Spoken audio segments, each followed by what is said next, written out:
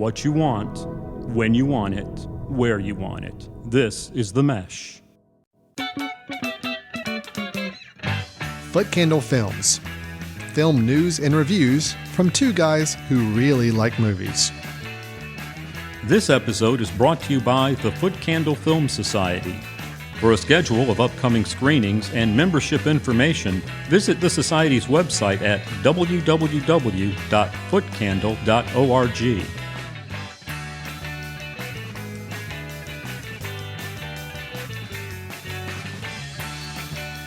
Hello and welcome to Foot Candle Films here on themesh.tv. My name is Alan Jackson. I am a co-director and co-founder of the Foot Candle Film Society and the annual Foot Candle Film Festival held here in Western North Carolina. With me, as always, my co-host, the other and the co-director, co-founder, Chris Fry. Chris, how you doing? I'm doing well. Looking forward to talking about the movies today. Yeah, well, we've got a couple good ones we're going to be talking about for reviews. The way our show normally works is we review a couple of films on the first half, and then later in the show, we have some movie news to share, maybe some upcoming interesting productions that we're kind of wanting to keep our eye on. That's going to be the case today. Two productions in particular I want to talk about that sound interesting. And then we also close out the show with recommendations. Chris and I both share a recommendation of a film we think might be worth your time if you were looking for something to watch in the near future. So, Chris, we've got two films we're going to be reviewing today. First up will be the latest live-action prequel film, which is now becoming its own genre, I think, at the Walt Disney Studios. But it is the film Cruella, starring Emma Stone and Emma Thompson. Then we'll be reviewing the film Together, directed by Nicole Beckwith, that stars Ed Helms and Patti Harrison. So we'll be talking about both those films in today's show. So you want to go ahead and get started with the first one? Sure, let's do it. All right, we're going to go right into our first film, which is the live-action prequel film to The 101 Dalmatians. It is Cruella. Let me give you some advice. You can't care about anyone else. Everyone else is an obstacle. You care what an obstacle wants or feels, you're dead. If I'd cared about anyone or thing, I might have died. You have the talent. Whether you have the killer instinct is the big question.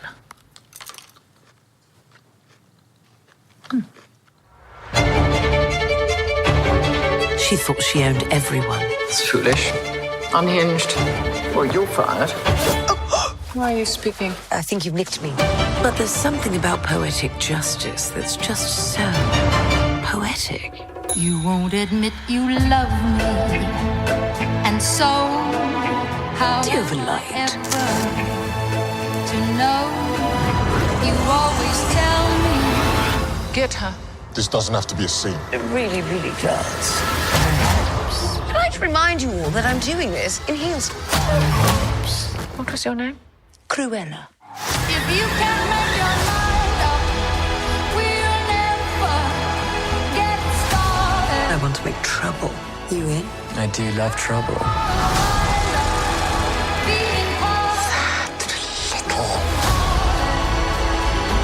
You have a bit of an extreme side. Yes, darling. And what fun that is.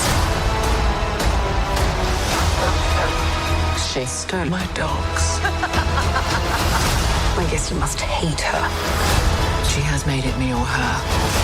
And I choose me.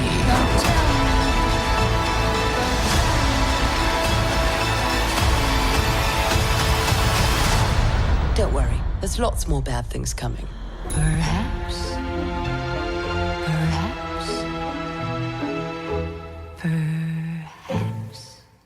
Chris, in the film Cruella, we have a film that follows the trends that has been started over the last several years, where we've been seeing prequel films of villains in Disney films, or even, I'm going to broaden it out, I'm even going to say even in pop culture in general.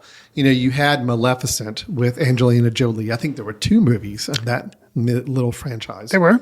Exploring the Sleeping Beauty villain, kind of her backstory, and kind of maybe building a little sympathy towards her, I think, along the way. And then I'm going to broaden it out and even say this even goes to like the Joker film that was with Joaquin Phoenix, kind of a backstory of the Joker meant to give you some insight of how he got to where he is, maybe building some sympathy along the way. Who knows? So here we have Emma Stone playing the villain from the classic animated Disney film 101 Dalmatians. She is playing Cruella de Vil. This is a film that explores her backstory, tells us a little bit about how she got her start, and really leads us right up to the doorstep, figuratively and literally, of 101 Dalmatians. Now, Chris, these films are interesting ones to review because you're dealing with a character that's already established in our culture. We know them through the classic animated films, and even Glenn Close did her version of Cruella de Vil back in, I think, the 90s, I believe, with a couple of films there. Here we have Emma Stone taking on the early proto version of Cruella de Vil, actually technically playing two roles, if you want to kind of look at it that way in the film, without getting into too many spoilers. And we have the film directed by Craig Gillespie, who I best know from I, Tonya, and then also a film that you and I, interestingly enough, just mentioned casually in a completely unrelated conversation just in the last 48 hours, Lars and the Real Girl. So, Chris, let me just toss it over to you. With Cruella, does this elevate what Disney's trying to do in the live action space? And do you want to see more villains with backstories after this film? Or do they need to stop with Cruella, based on your opinion? I want to hear your take. Well, it's growing up as a young kid, the villains were always my favorite part of the Disney animated movies. Jafar, to me, is far more interesting than Aladdin. Sure. And Captain Hook, to me, far more interesting than Peter Pan. Just the villains, just always Ursula, more interesting than Ariel. So, and the list goes on. I think just because they're always given kind of center stage, they get to give this huge performance, and even though ultimately they usually don't turn out so well. It's a showier performance. Sure. They get to chew a lot more scenery. They just get to have fun with it most of the time. Right. So, yeah. And you referenced Maleficent, the one that Disney's taken. They've done other remakes. They've remade Beauty and the Beast, but it wasn't from the villain's perspective. They remade, the Jungle Book. They remade other things, but it wasn't from Cinderella, but it wasn't from the villain's perspective. Maleficent was the first one, I believe, where they kind of took that tack. And I really liked Maleficent. It wasn't, flawless or whatever, but I liked it. I did not catch up with the sequel, which I think, from what I've heard, maybe was a good decision.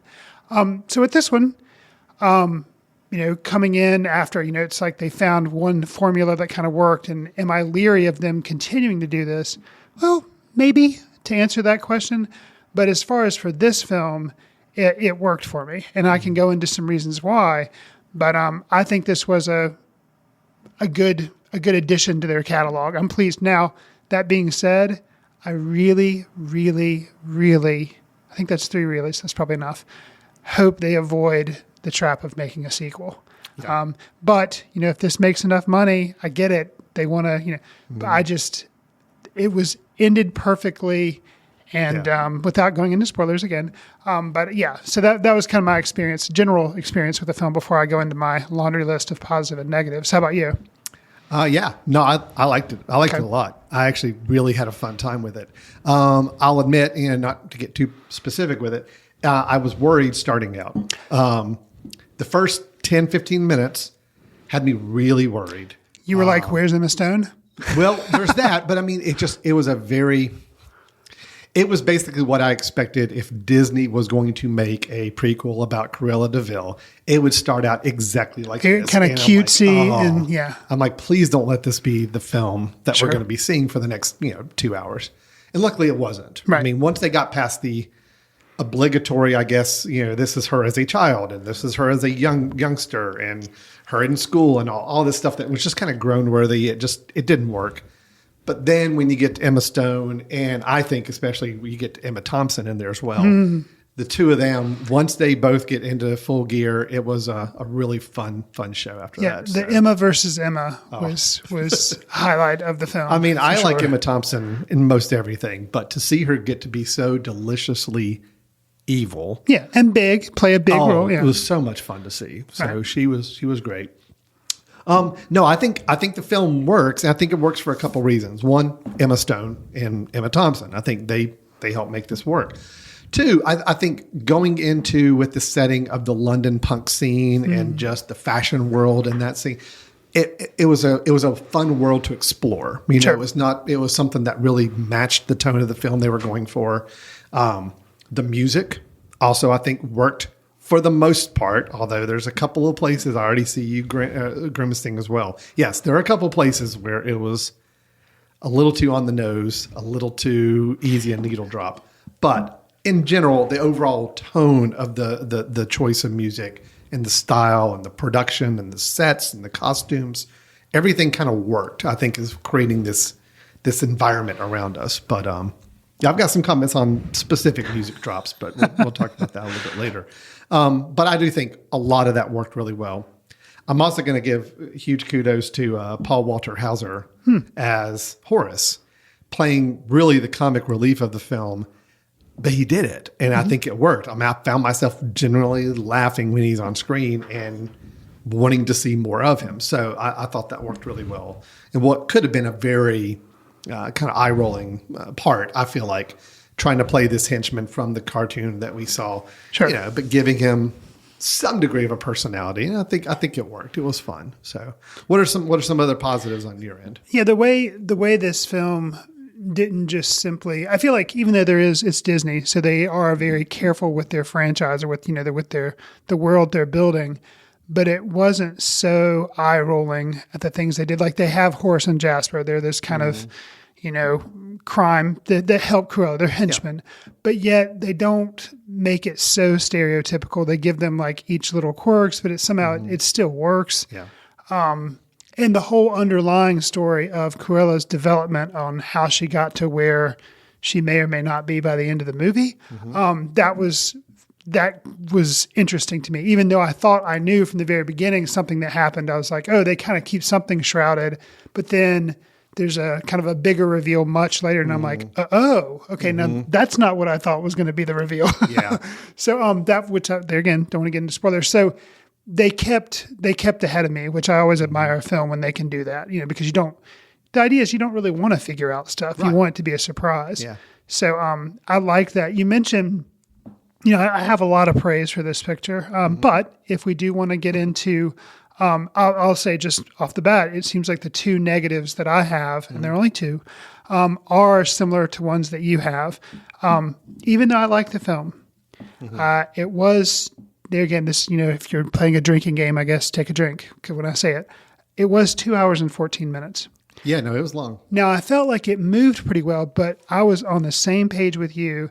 The intro, which lasts about 14 or 15 minutes before we get the Cruella name of the film. I get it. They're building backstory, and instead of doing flashbacks, which could have been annoying, they just put it all up front. Now, the little girl who plays Cruella, I actually thought she did a good job. So it wasn't a performance thing. It was just...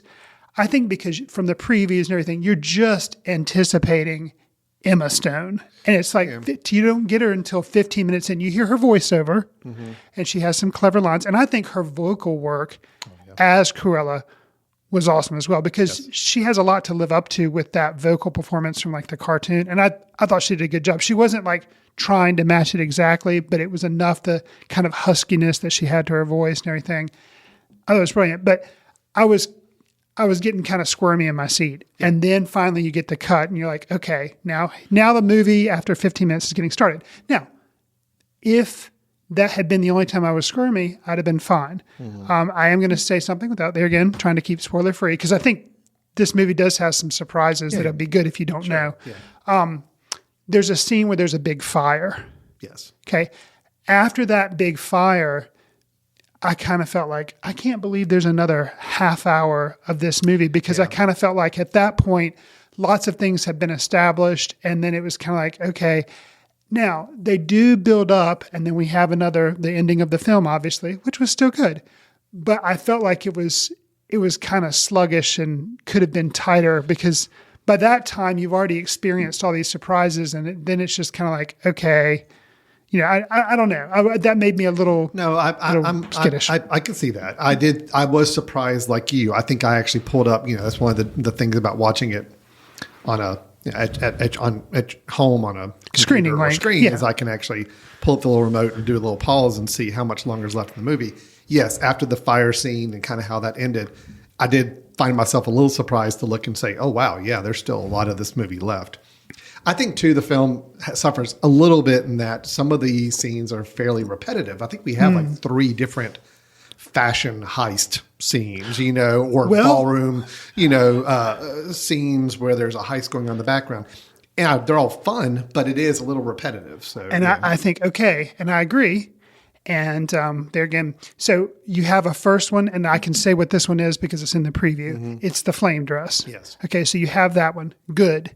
You have a second one, which all I'll say about that one is there's a golden bauble dress. Mm-hmm. Okay, so and that one is amazing. Yeah, no, that's the cool idea. And then to come back from that, they have the final set piece that we're Mm-hmm. not talking about that happens after. And I felt like that one, it was okay, but it was almost kind of predictable. Mm-hmm. And so after having the surprise, if you hadn't watched the preview of the first one, which was still cool to see visually, and then the second one, which you knew nothing about, I agree, kind of by that third fashion thing, you're kind of like, Well, I think okay. it just, again, if it was a 90-minute film, you probably wouldn't notice it as much. But when you're at 2 hours, 15 minutes, you're just like, yeah, it does seem like it's kind of spinning its wheels a little bit longer than it needed to. But I agree.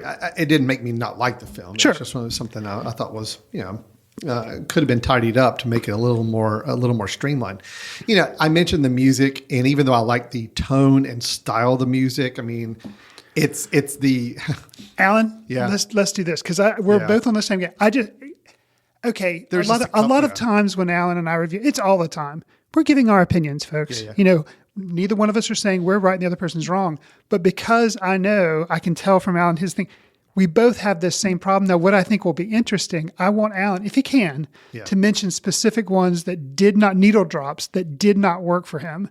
I have ones written down that I want to say they worked for me. And then it'll be interesting because it may be some of the same. And it's just a matter of taste. Alan's like, no, that totally didn't work for me. And I'll be like, oh man, that totally worked for me. Or maybe do you want me to go first? Because I haven't actually written I down. only made a note about one song. Okay. So only one song that I think is both a very, I don't know. I both kind of loved it, and it's totally eye rolling on the nose, but I still loved it. Okay. And that was the Stooges. I Want to Be Your Dog. Okay.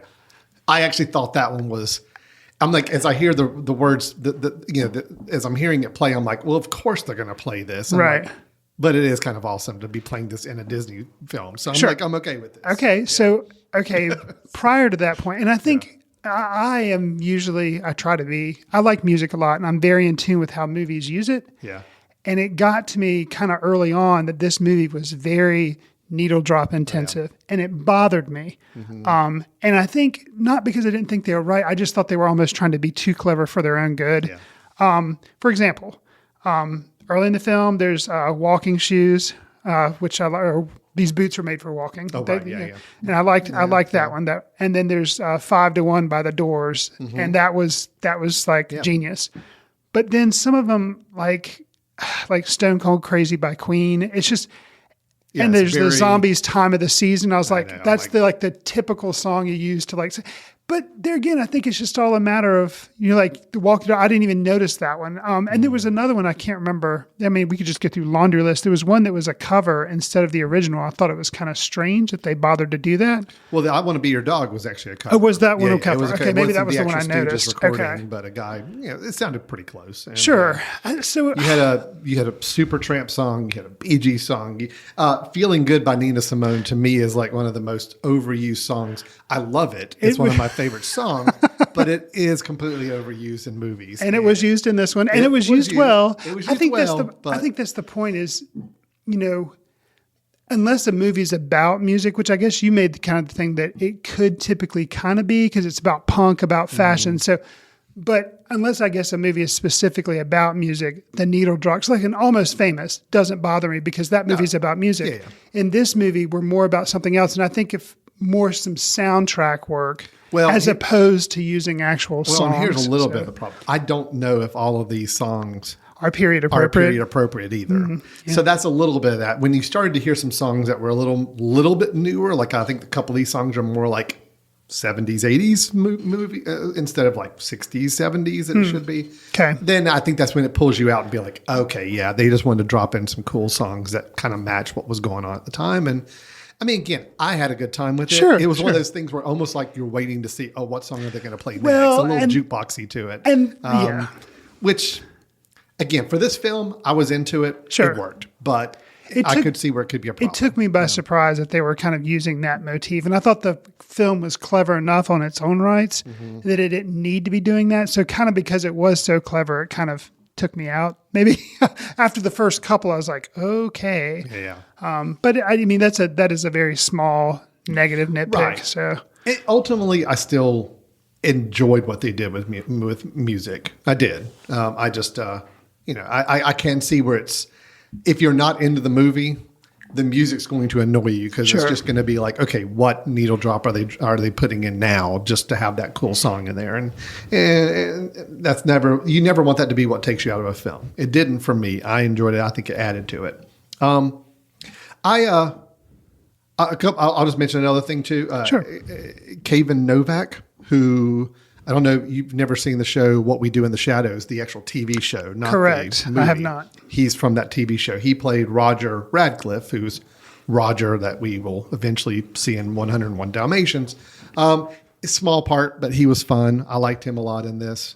I liked Anita's small part as well. Yes. Yep. She was good as well. We talked about music. My big question with a movie like this, Chris, is liking a movie like Cruella and liking the story and liking the character that's portrayed. Does it do anything to hurt the original source material? Because, Cruella de Vil in 101 Dalmatians, I mean, it's just, You don't like her at all. She's just evil. Right. I mean, there's no redeeming qualities Right. to her. Right. But now you watch it with this lens and you're just like, well, I mean, you kind of, obviously a film like this, we can't just have Cruella de Vil be a bad person the entire 2 hours. That's not really terribly entertaining. Right. You've got to have some character development. You've got to have some backstory. You've got to have some things that happen to her. And we get that. So at the end of the film, her leading into 101 Dalmatians, it's actually kind of it's hard for me to wrap my head around her becoming this completely evil person in the films that we know from our past. Okay, so this is going to be a kind of a have your cake and eat it too, because I've already thrown Maleficent under the bus. What was interesting about that film? Did you ever see it? I didn't. Okay, because I couldn't remember. It was a while ago, so I couldn't remember if we reviewed it on the show. That film was kind of a revisionist history of Maleficent. I mean, it's told from her perspective, but it kind of says like, hey, these are some things that happened that were misconstrued by that animated movie they made about me, if that makes sense. Now, I never saw the second one, and I don't know if that one actually went right up until when Sleeping Beauty started. Because, in Sleeping Beauty, like you're saying, the villain is bad. There is no good. In 101 Dalmatians, Cruella's bad. There is no good. In this film, she does, some troubling things. She's having, trouble justifying how she was brought up and, stealing. Yes, she is. She does have a life of crime in this film.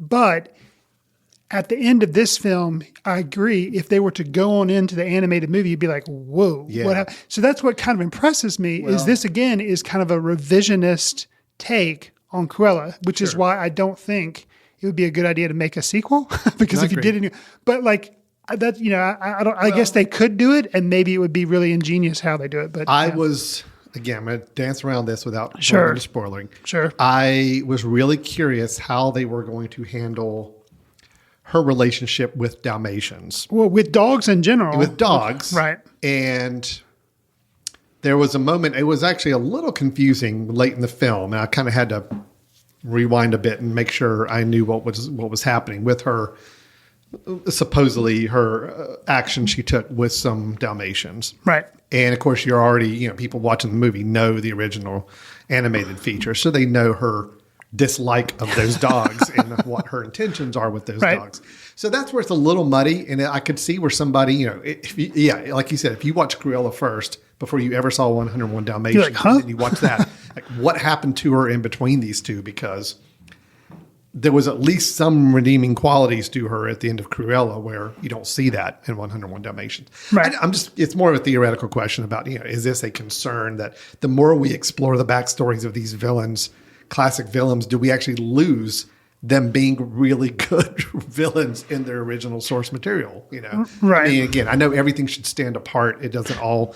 It's not all in a vacuum. But I don't know. I'm just curious about that, and that's just something I thought about by the end of the film. I'm like, I liked where it ended. I liked how it ended up. But I also wonder, how does this bridge to the original source material? And it kind of doesn't as much. Which I think is cool for Disney to do that kind of dismissive non-franchise care. I would think like, oh, that's really cool that, it technically doesn't dovetail directly into the animated one, which I don't think Maleficent really did either. But I'm not sure about the sequel. Yeah. I think it was kind of daring that they do make her not link up with the animated one. But I like that choice. As long as they don't make a sequel where they just drive her into the ground and make her evil. That would disappoint me. Last thing I'll say too, I thought the closing credits were really, really cool. I don't know if you remember them. Just, film producers are getting more and more inventive, I think, with closing credits. Like the first stage of closing credits, where it's the big names on the screen. And then they normally throw in like a little final scene like they did in this film. And then they go to the scrolling credits. It was just really, I seem to remember, it was really inventive and just looked really cool. It was fun to watch. So I always enjoy it when they can make those kind of opening, closing credits a little more engaging to watch. And I would say, too, this film, I didn't realize when I was going in, I learned afterwards that Gillespie was the one, like, I saw his name, but I didn't realize he did I, Tonya and Lars and the Real Girl.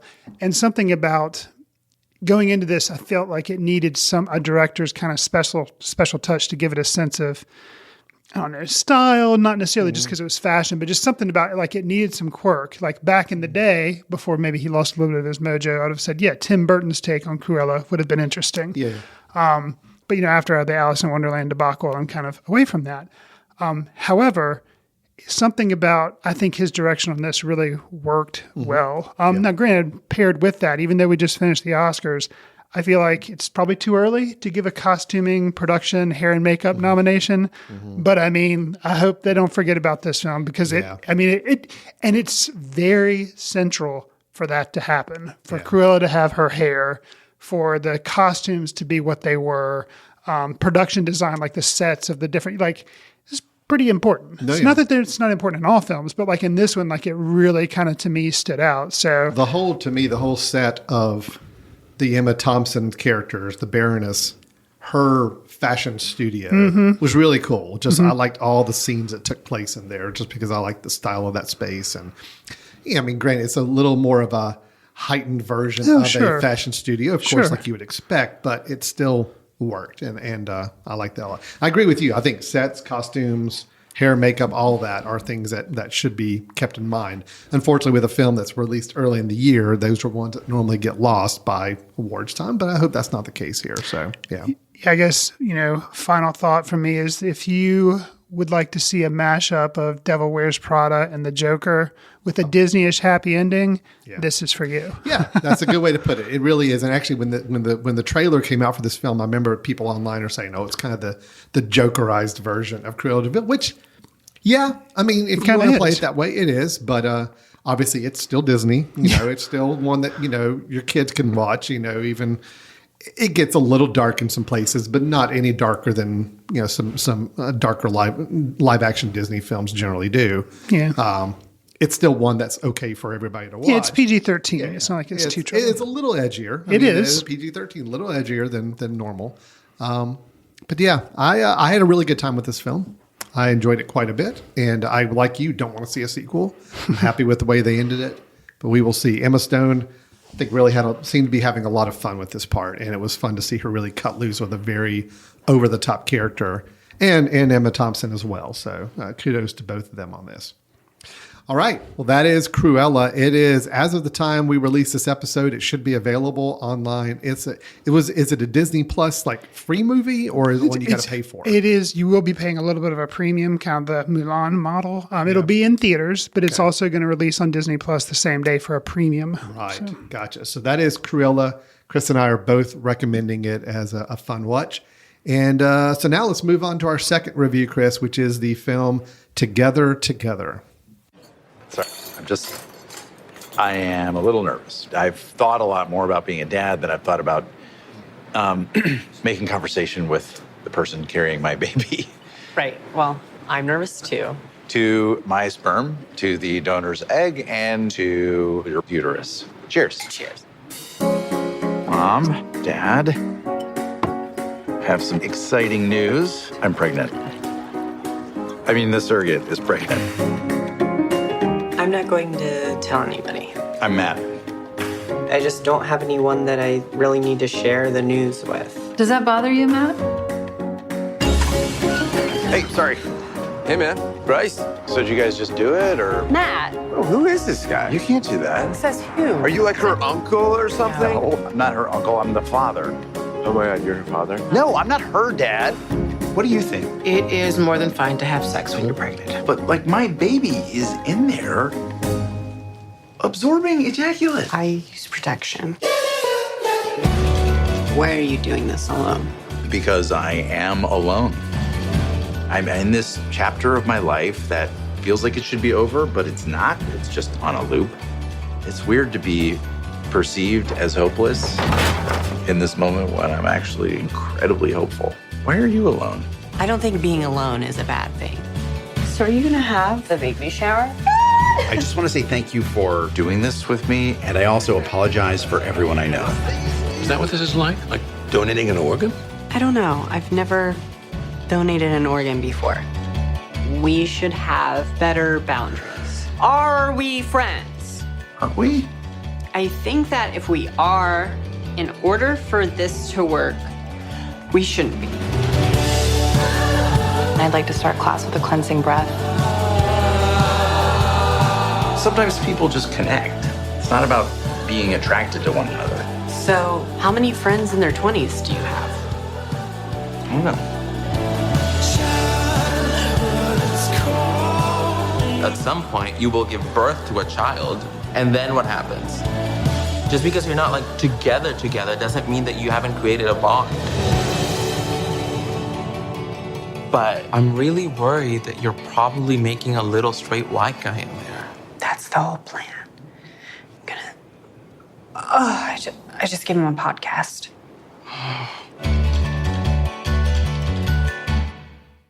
Together tells us the story about a young loner who decides to become a gestational surrogate for a young man in his 40s. The young man being Ed Helms. He is single. The two strangers come to realize the unexpected relationship will challenge their perceptions of connection, boundaries, and the particulars of love. This film kind of sets up, it's only the second film by the director, Nicole Beckwith, and hearing that kind of summary and knowing, if you've seen any of the trailer, that, you know, it's Ed Helms, he's probably going to have some comedic moments. You may think, is this just going to be a slightly different take on something like Knocked Up, or something where it deals with the fact of having a kid or wanting a kid, or just it seems maybe a little too pat or rote in its, ideas. It was a big hit at Sundance. Alan, you and I have just recently watched it. Was it a big hit with you? I'll tell you, I like the idea of this movie and the conversations this movie can generate. Okay. Better than I like the movie itself. Wow. Okay. I am on an opposite page than you. This is going to be awesome. I thought the concept, the story, the overall, like when you describe the story, two people that both of them kind of loners in their own life right now, both of them alone people. One of them is going to be a surrogate for the other one. Right. And what their friendship develops across and how that leads, what that's going to lead to. The fact that, she's carrying a child for him, they technically will not have any connection to one another when this is all done. She's doing it as kind of like a job. I mean, he's paying her money becoming friends along the way, the process, because they both need somebody, to kind of be with. It's a fascinating idea, a fascinating story, and I love where the story is kind of starting to tiptoe and explore into. But yeah, I found myself thinking about it more and talking about it with people I watched it with more than thinking the film was really a good film. Wow! And I'll tell you why. So Ed Helms, I like Ed Helms. I think he's a good actor. but you give him a banjo and he's still basically Andy from The Office to me in this film, just a toned down version. I didn't really see a lot of range from him. So I kind of felt like he was still playing a little bit of a caricature throughout the film. However, Patti Harrison, who played Anna, I really liked. I thought she was a much more natural character. I believed her as a character. I'm like, yeah, I get her. I get who she is. I get what she's thinking about. I get, her personality. Ed Helms' Matt, I still felt like I felt like he's acting. I felt like he's a caricature of a lonely guy who's a little dorky, but a little OCD, a little over anxious about things, and that's just a character I've seen with him too many times. So it didn't work for me as well. Yeah, there were some moments in the film. I think the film had some really great moments. I think there's some great scenes. There's a scene of picking wall color for a nursery that I thought was really, really good. I thought there's a moment where they're trying to decide how to refer to the baby name-wise, since they don't want to give the baby a name or know its gender yet. I thought were all very, very good scenes. I wonder how much of it were slightly improvised by the two actors versus truly scripted out. Either way, it came across very natural in me in those cases. I'm going to turn it over to you and hear your thoughts, because I think you're a lot more positive on this film than I am, before I do a little rant about the ending. Oh, bring it on. I'm totally ready for that. All right, we'll do this. So if this film has nothing in common with Cruella. Right. However, I had all these positives to Cruella and I had 2 negatives. I have no negatives for this film. Wow. Okay. I only have positives. Right. So that should let you know kind of where I stand. Sure. I did really, really like it. I thought the 2 lead performances, Ed Helms, Patti Harrison, were both very strong. Patti Harrison stood out just because I'm not familiar with her at all. Mm-hmm. She has done some other work, but as far as like a lead role or a lead, I'm familiar with her. So I thought she really shined. Ed Helms, I mean, I can see the criticism of basically he's just playing Andy from The Office. But I liked Andy from The Office, and I guess I haven't really had a lot of exposure to The Office recently. So seeing him play that character here, or if he's not playing that character, but that type of role here just it didn't even occur to me. I can see the criticism. Yeah. It just doesn't bother me. Unfortunately, The Office has been playing in my house a little too often over the last year, over the pandemic year. So it's still a little fresh in my brain. So, okay. So I can see. I'm not saying I can see the criticism. It just didn't bother me at all. I thought the writing and the direction, Nicole Beckwith, was just extremely tight. The screenplay, no wasted moments, no wasted dialogue, solid direction. She's made one other feature that I wasn't really familiar with, but for this to only be her second film, I was just really surprised. You mentioned, I can just list, you've already mentioned 2, so I don't have to laundry list quite as many. What you felt like were some good scenes. I'll add to those counseling moments with Tig Notaro, who's a comedian who's in this, and she plays a counselor. Coffee shop moments with Anna's coworker, amazing. And the guy who plays that, he's great. And I don't feel like it was overdone. It was perfect. And then, without going into spoilers, I'll say the period talk.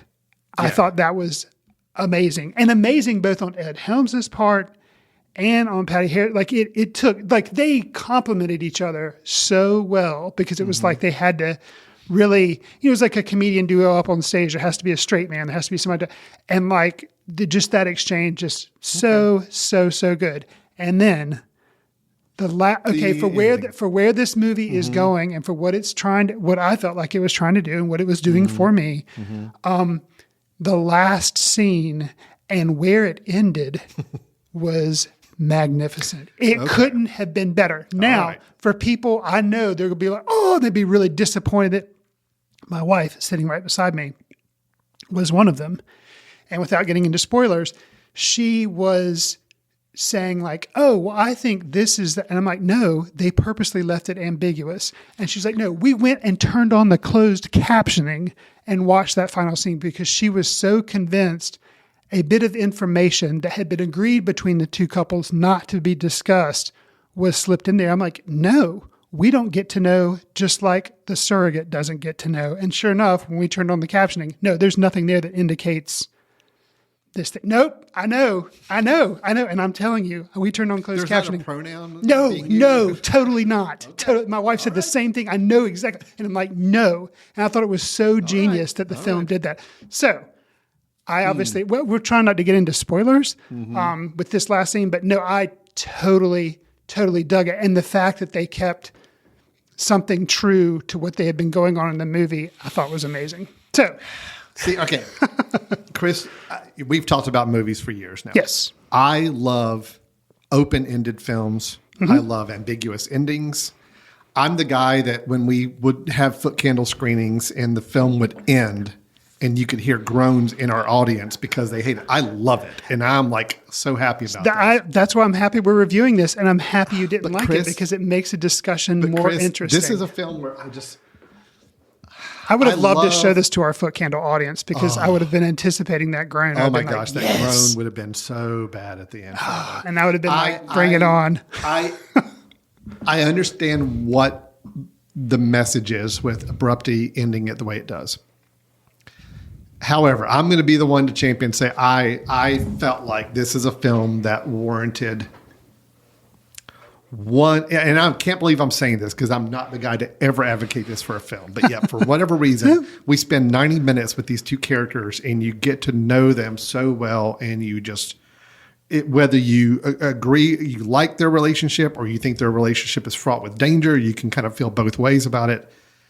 I just felt like this is a scene that needed one more quick moment. And I don't know what that moment needed to be. See, I think that's exactly why it was perfect. Yeah. I think that's exactly why it was perfect the way it is. I know what you're saying. And I was like, my wife looked at me when the cut to black happened. I'm like, yeah. And I'm like, but I don't know where it could go after that. That wouldn't be sappy. And so I'm like, or more traditional or give. And I'm just like, it's just ending. And I'm like, that is so daring to me because they do that. Or because it chose to do it. And I don't know what that one additional moment should have been. I didn't have like a preconceived idea of saying, I wanted to see this and I'm not saying it needed to be ending on a happy note or a sad note or whatever. It's just, I just felt like there was one beat missing that I just felt like I as an audience member at the end of the film, it cut to black. Normally I'm the one giddy when that happens. Sure. This is the time I look at my wife. I'm like, what gives? Well, and I'll say, it depends on how you're taking the film and what it's doing for you. And I think, you and I both say we don't mind abrupt endings or we don't leave you hanging. They don't explain everything. And so I'm on the side where I thought it was awesome this time. I will say, as playing devil's advocate, I can see how if a film's not necessarily working for you a little bit, or you feel like the end is a cheat. You feel like it's laziness and somehow like they should have worked to maybe give you a better I didn't end. see it as laziness. I knew it was very intentional and I get the reasoning. Okay. Because again, like you said, the whole buildup of the story is this idea of you don't know as an audience member what is going to happen with this relationship once this one moment happens. And once it happens, we still have no idea what is going to happen. It's up to, however we want to interpret it. Right. I needed one more little morsel thrown on the table, just one little more to give me a direction to start leaning towards. You don't have to spell it out for me. You don't have to give me a whole epilogue and show me like 5 years later or whatever. I don't need any of that. I just needed one little morsel. That's it. And it's just I felt like the movie owed me that. I felt like in a way. I hate saying that. It sounds very pretentious, but I do feel like there was a little bit of ode to the audience, that one morsel for the 90 minutes that we invested into these two people's lives. Because they're basically in every scene. I mean, they are. Which is the other thing that's kind of amazing to me is like this could have been, I don't think it was, I'm pretty sure it wasn't, but like a play, like a two-person play, and like they just do it because the settings aren't really that important. It's just them talking and their dialogue and the back and forth. And they have more characters in the film than just two people, but really, they're in like every scene. Yeah. I love the concept. If I describe the film to somebody and kind of the situation it's showcasing, it's fascinating because again, and my wife and I end up talking for a good while afterwards. Like, okay, so sure, how would that work? Like how would that kind of relationship work? And should they have even gone in that direction to begin with? And, all these questions. But yet at the same time, okay, but they're also two people that didn't have anybody else and they really generally got along. So why not let them be friends? And it's great conversation and it's a great situation to explore. I just, I don't know. I like the film. It's not like I disliked it. Sure. I do have an issue with the ending, me personally. And I felt like, Ed Helms' performance was nothing special.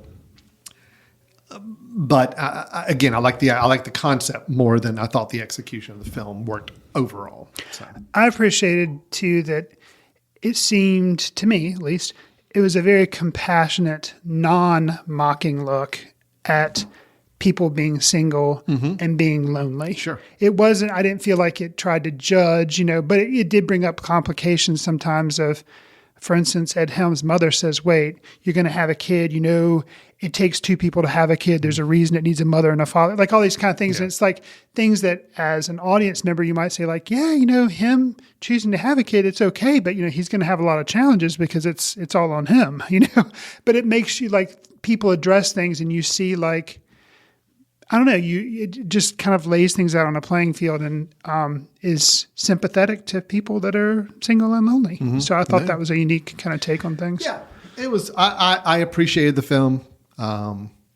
Just had some misgivings with it. Okay. Some things that did not work for me as well as it sounds like they did for you. So, yeah.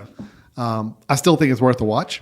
I still think I'd recommend it to people to check out, mainly because I think the premise is just is some great cinematic gold to mine with that, and I was really curious about where they were going to go with it. And it has lots of funny moments, and I think it's billed as a comedy, which obviously there's some drama in there too. It had enough light touches where yes, it's not a heavy watch, right? Is nice. I'll say this: anybody out there, you watch Together, and if the ending does not work for you, drop me a line. Let me know. Let's commiserate and figure out why it didn't work for us. Where Chris, if you did like the ending, then Chris is the one to talk to because he's in your camp on that. So yeah, and it's I liked, which you appreciate too. I'm sure it's not your typical. You hear the idea, you see it billed as a comedy, and you're like, oh, okay, I know where this is going. It's typical rom-com type thing, and it's not. So this had a lot more tenderness, a lot more true human nature to it, and again, by the end of the film, I felt like I knew these two characters pretty well. Her more than him. I really felt like she, probably not having a persona to attach to her like I did Ed Helms, I think helps. Her being a little bit of an unknown. Granted, she's been a writer on comedy series. She's actually been in a lot of shows and programs, but like you said, not a headlining star in any of those films. So it was nice to kind of be able to create a new persona from her. Ed Helms, I wish had stretched a little bit more on his performance, but it's fine. Okay. Well, that's Together, directed by Nicole Beckwith. It is available online for rental, streaming purposes, Apple, Google, Amazon. And I think it did have a kind of limited release in theaters out there. So. I have to keep reminding myself. Yeah, some theaters are open. We can actually say now that it's in theaters, and that's exciting to say once again. But both Cruella and Together have had theater exposure. Cruella probably a little bit wider, I would imagine, than this one. So that is our two reviews, both positive reviews. I think Chris and I were pretty much on the same page with Cruella. Me a little less so on Together, but I think we're still both coming away with positive reviews regardless on that. So Chris, let's take a quick break. Okay. When we come back, we're going to do some movie news. I've got two films on opposite ends of my expectation scale to bring up that have been either announced or talked about recently. And then I think we have a couple recommendations to give also late in the episode of some films, or in my situation, it's not a traditional film, but I'll explain why, but it's still something I want to heavily recommend. So stay tuned. We'll be right back with Foot Candle Films here in just a moment.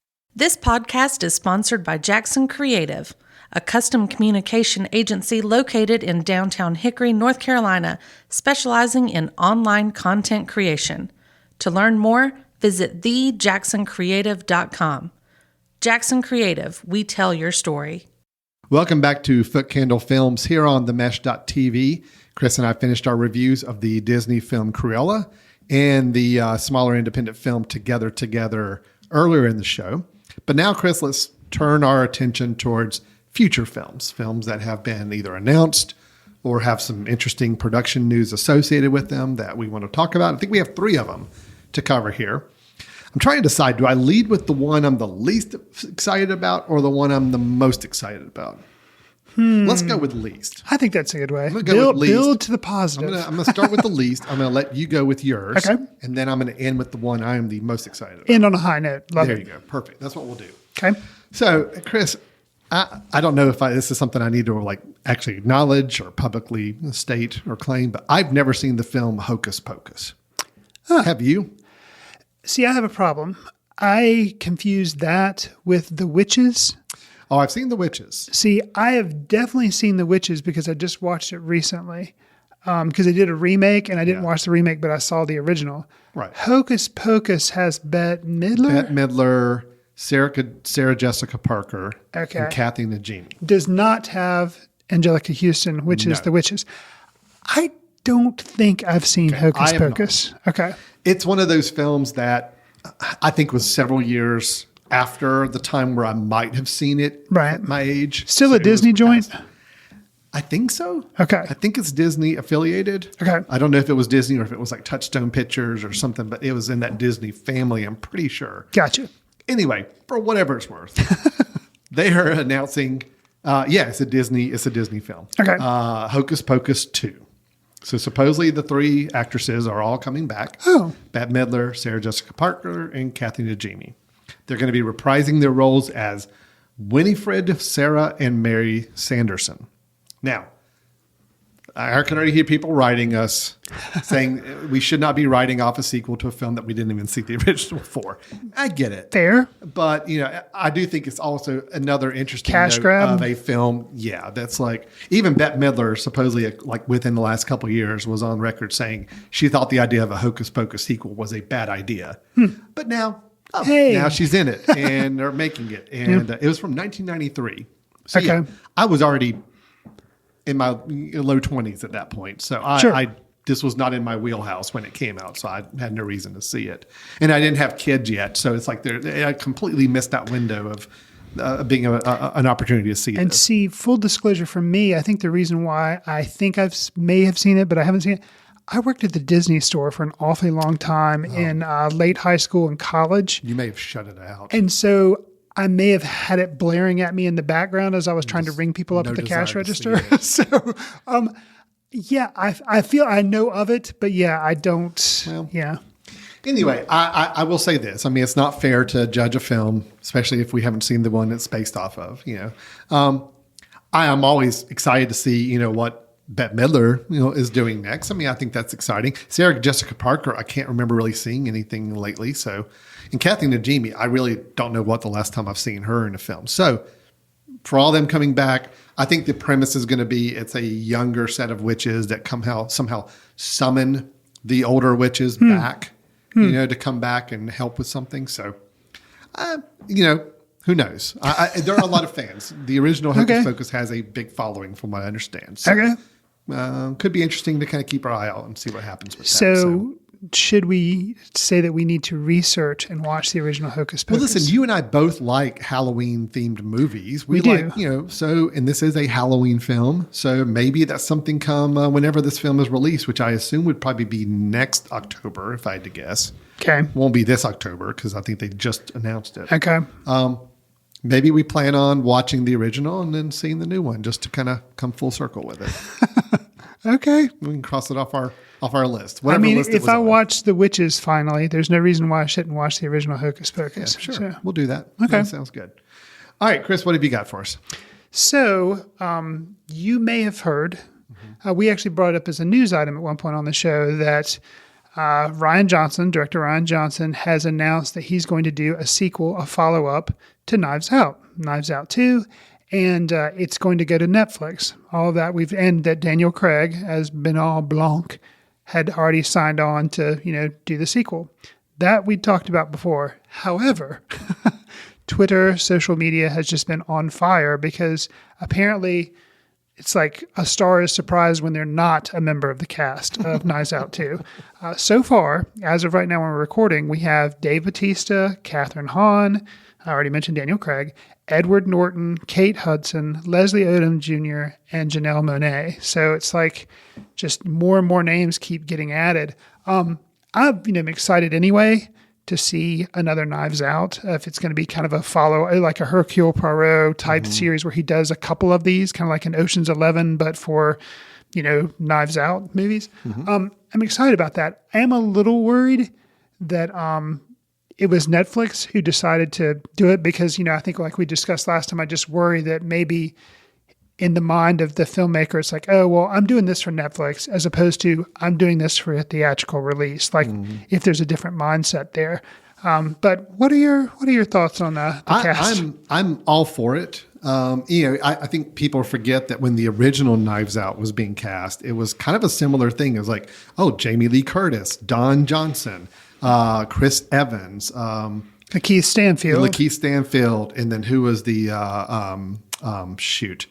Michael Shannon. Oh yeah. It's like, oh wow, this is like a loaded. huge list of loaded characters. Okay, well they're all gone. The idea with these movies is that you're now moving on to a whole nother mystery with a whole nother group of characters. So yeah, you're going to be stacking in with a whole nother list of people. I think people were not used to hearing a sequel being announced and such a long list of new actors being added to a sequel. Right. Well, it makes sense here because it is a completely different cast. Just one continuing thread, and that being Daniel Craig. No, I'm excited. I was the one that was a little let down with Knives Out. Right. It did not work for me as much as it did a lot of other people. I still appreciate it. I still love the idea of bringing back the old style murder mystery with the sleuth that has to, work with a large group of people to figure out what happened. I love that concept. Right.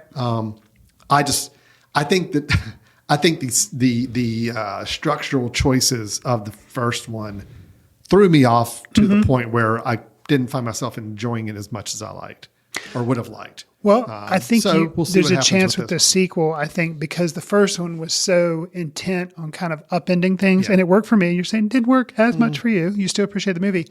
But I think Rian Johnson is smart enough not to try to pull an M. Night Shyamalan in the same way at the end of this movie. So I think don't show me what happened with them. Don't give me away the murder early on and then do something kind of retroactively. Don't follow that same format.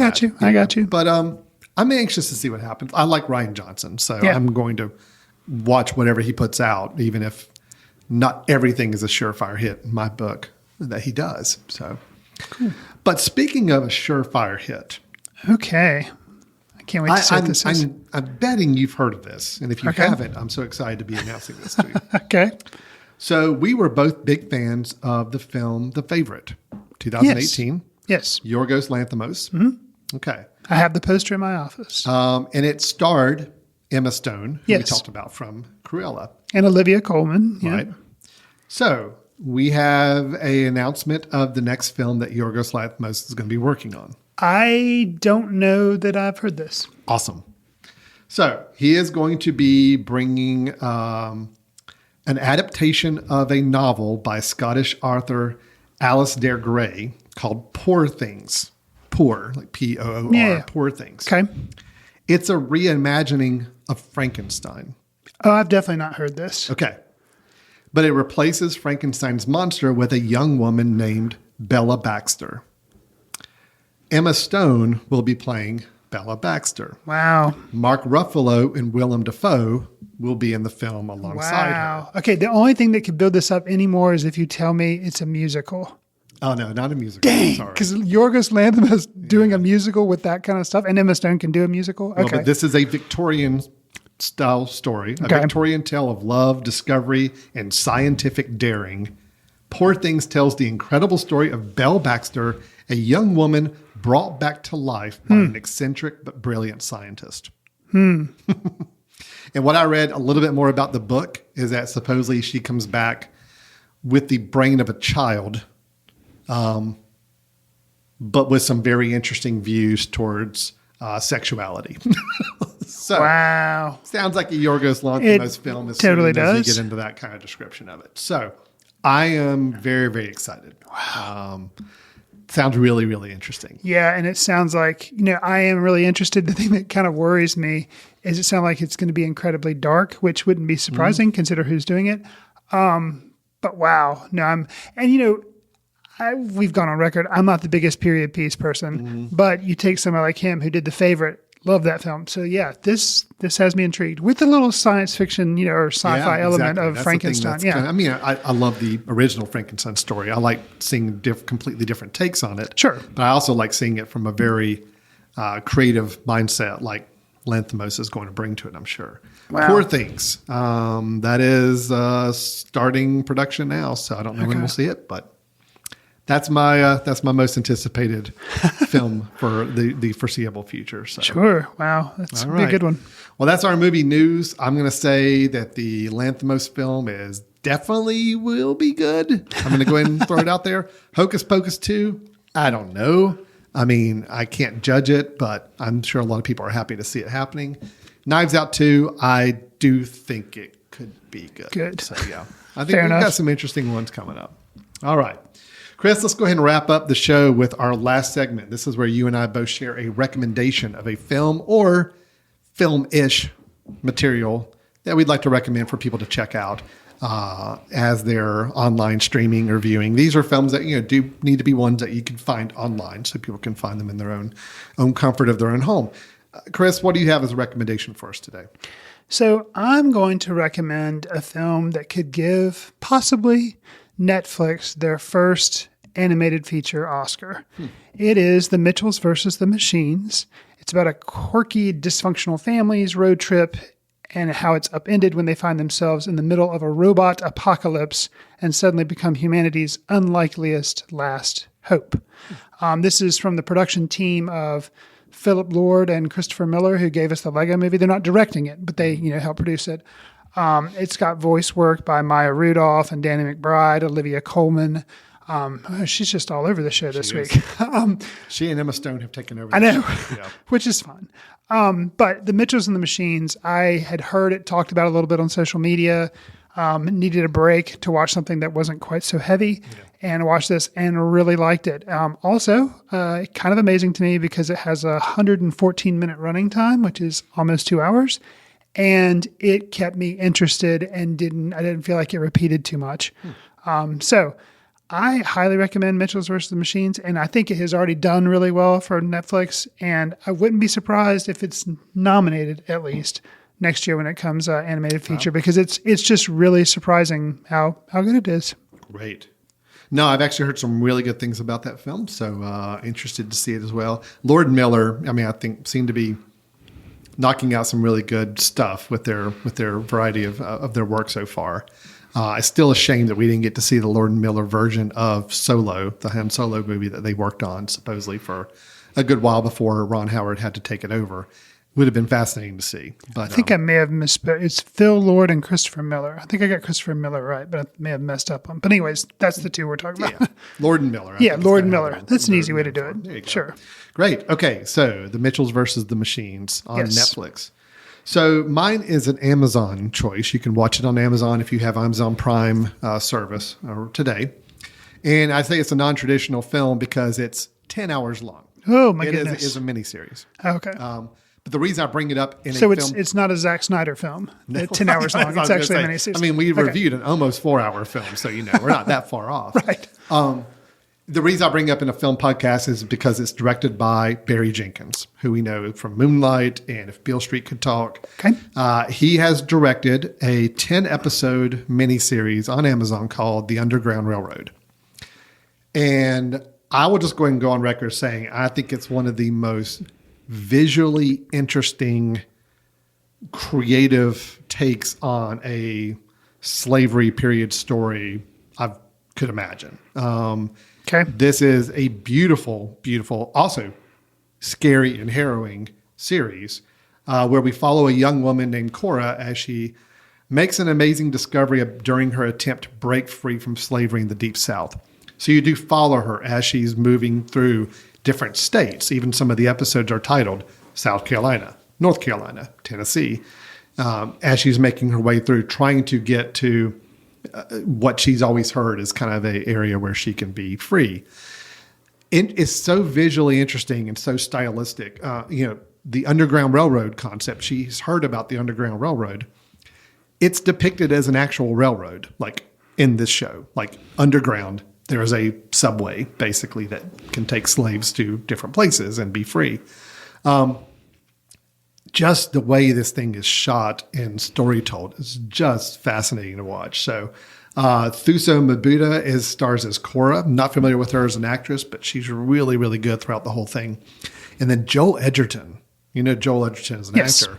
Almost unrecognizable. It took me a little while to figure out who it was. As Arnold Ridgway, a slave catcher, kind of on the path trying to chase down Cora. It's a very non-traditional storytelling. There's a lot of magical fantasy type elements to it, but beautifully shot. There's one scene in like one of the last episodes where there's a whole corn shucking contest between a whole group of people that's so well shot. It's one of the most beautifully shot scenes I've seen in a really long time. I just really, really admired the series. My wife started watching it. I kind of got into it a little late and had to go back and play a little catch up. But man, so have you finished? Yeah. Okay, and it is a limited series. Yeah, I don't think because I know it's based on a book which I've actually read. Okay, yeah, based on the book by Colson Whitehead. Yeah. So you've read the book. I have. You know the book kind of also incorporates some of that same fantastical elements to it, or yes, I was a while ago since I read it. The whole practical notion of an underground railroad was definitely there. Some of the other things I'm not sure were there or not. I'm interested to watch it and see what's there and what's not. I just think, I'm a fan of Barry Jenkins' work. Really, really love Moonlight. This thing's beautiful. Okay. This thing's so good. It's also it's a tough watch at times too. I mean, it's some very, very harrowing stories being told. But man, I'll tell you what, I think, you need to check this out. Okay. For sure. So awesome. That's the Underground Railroad.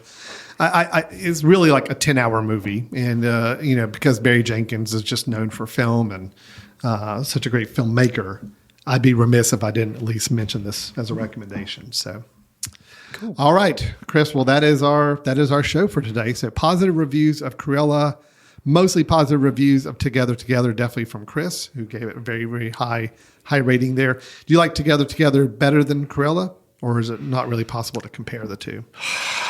I had to think on that. Yeah, it's hard because they're so different. Okay. So, but you liked them better. I think I at least like them equally. There may be one I like slightly better, but yeah, they're good. Close together. And then we talked about our news section. We talked about Poor Things by Yorgos Lanthimos. We talked about Hocus Pocus 2. And we talked about Knives Out 2. And then our recommendations, The Mitchells versus the Machines and The Underground Railroad. One's on Netflix, the other on Amazon. Both definitely ones we want to recommend. So, all right, Chris, if anybody's got any thoughts or questions or feedback for us, how can they reach out to us? You can send us an email at info@footcandle.org. You can follow us on Twitter @footcandlefilm. Alan and I are also on Letterboxd, Alan Jackson, Chris Fry. You can track what we're seeing. Sometimes we write small little reviews. Our film festival is coming up September 22nd through the 26th. If you're interested in submitting a film, you have a little bit of time left. I think this episode will come out before our final deadline, which is June 1st. You just go to Film Freeway and look for Foot Candle Film Festival if you want to submit. And if you like our show, that's awesome. Share with your friends. We're on iTunes, iHeartRadio, Stitcher, Spotify, Pocket Cast. Give us a star rating or write a review on those services if you can. It helps us reach more listeners. All right. Well, with that, we're going to go ahead and wrap up the show. Thanks, everybody, for listening. We hope to see you or hear from you at the next episode. And also, we might even see you at the Foot Candle Film Festival in September. So stay tuned for more information on that. For Alan Jackson, Chris Fry, take care. Have a great day. And we'll talk to you next time. See you in the ticket line.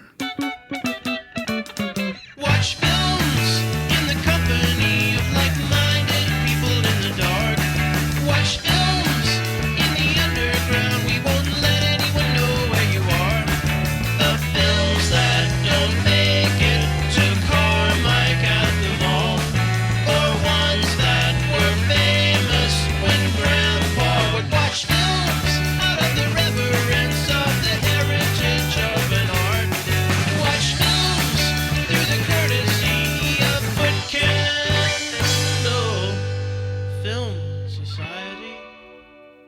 special thanks to Carpal Tuller for the show theme music.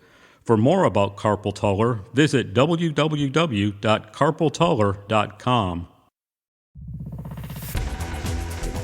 You've been listening to The Mesh, an online media network of shows and programs ranging from business to arts, sports to entertainment, music to community.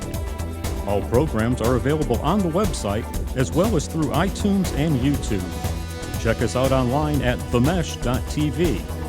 Discover other network shows and give us feedback on what you just heard.